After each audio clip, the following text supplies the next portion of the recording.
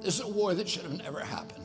It's a war the Russians tried repeatedly to settle on terms that were very, very beneficial to Ukraine and us. The major thing they wanted was for us to keep NATO out of the Ukraine. The big military contractors want to add new countries to NATO all the time. Why? Because then that country has to conform its military purchases to NATO weapon specifications, which means certain companies, Northrop Grumman, Raytheon, General Dynamics, Boeing, and Lockheed, get a trapped market. In March of 2022, we committed $113 billion. Just to give you an example, we could have built a home for almost every homeless person in this country. We then committed another $24 billion since then, 2 months ago, and now President Biden is asking for another $60 billion.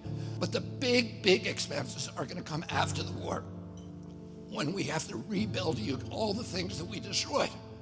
Mitch McConnell was asked, can we really afford to spend $113 billion to Ukraine? He said, don't worry. It's not really going to Ukraine. It's going to American defense manufacturers. So he just admitted it's a money laundering scheme.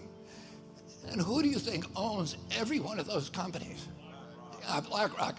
So Tim Scott, during the Republican debate, said, don't worry, it's not a gift to Ukraine, it's a loan. So raise your hand if you think that that loan's ever getting paid back. Yeah, of course it's not. So why do they call it a loan? Because if they call it a loan, they can impose loan conditions. And what are the loan conditions that we impose on? Number one, an extreme austerity program, so that if you're poor in Ukraine, you're going to be poor forever.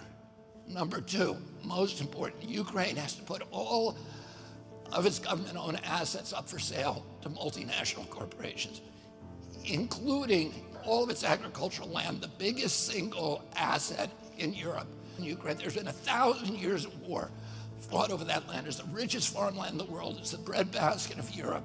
500,000 kids almost, Ukrainian kids, have died to keep that land as part of Ukraine. They almost certainly didn't know about this loan condition. They've already sold 30% of it.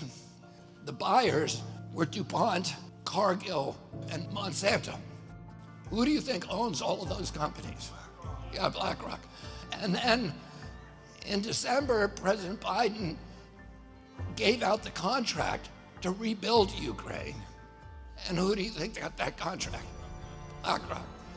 So they're doing this right in front of us. They don't even care that we know anymore, because they know that they can get away with it. And how do they know that? Because they have a strategy. And that strategy is an old strategy, which is they keep us at war with each other. They keep us hating on each other. They keep the Republicans and Democrats fighting each other, black against white, and all these divisions that they sow. If you like this video and you want to learn more about me and the movement that we're building, please go to Kennedy24.com.